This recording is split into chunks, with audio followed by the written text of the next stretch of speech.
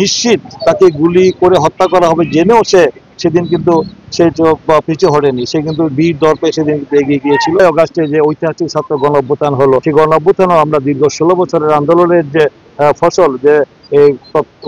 Sheikh Hasina fascist সরকারের যে পতন হলো, যে পালিয়ে যেতে বাধ্য হলো, সেই আন্দোলনের পিছনে কিন্তু না সেই তার অনুপ্রেরণা, সেই আসাদের রক্তের পথ বেয়ে 69 গণ অভ্যুত্থান, পরবর্তীতে 70 নির্বাচন, তারপর 71 সেই মহান স্বাধীনতার যুদ্ধ, সেই যুদ্ধের মধ্যে দিয়ে আমাদের কাঙ্ক্ষিত প্রত্যাশিত আমরা স্বাধীনতা অর্জন করেছিলাম। সেই দীর্ঘ আন্দোলনের তার যে আত্মদান, তার যে জীবন উৎসর্গ করেছেন এবং দেশের জন্য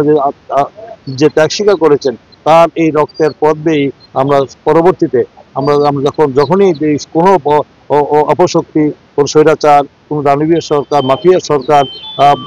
রাষ্ট্রীয় ক্ষমতা দখল করেছে, তখনই আমরা দেখেছি সেই শহীদ আসাদের যে আত্মদান, তারকে অনুসর্গ, তার অনুপ্রেরণা উজ্জীবিত হয়ে দেশের ছাত্র সমাজ 1990 সালে আমরা যে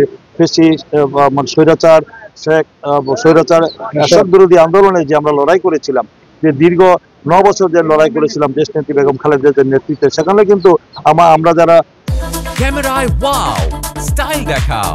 Xenon X21 পারলে ঠেকাও। সর্বদলীয় ছাত্রকে গঠন করেছিলাম তৎকালীন ডাকসুর নেতৃত্বে। সেই ডাকসুর নেতৃত্বে সর্বদলীয় ছাত্রকে গঠন করার পিছনেও কিন্তু আমাদের সেই এই 69 সেই মহানায়ক শহীদ আসাদকে আমাদের অনুপ্রেরণা জুগিয়েছে, উৎসাহ জুগিয়েছে।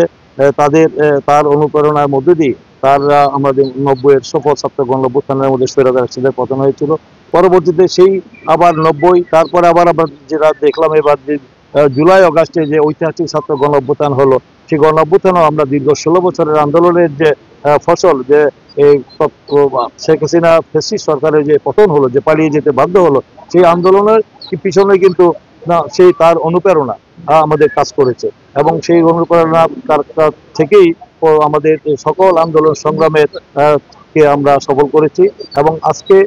তাকে আমরা গভীর শ্রদ্ধার স্মরণ করছি এবং তাকে যেভাবে রাষ্ট্র মূল্যায়ন করার কথা ছিল সেভাবে কিন্তু মূল্যায়িত করা হয়নি। এবং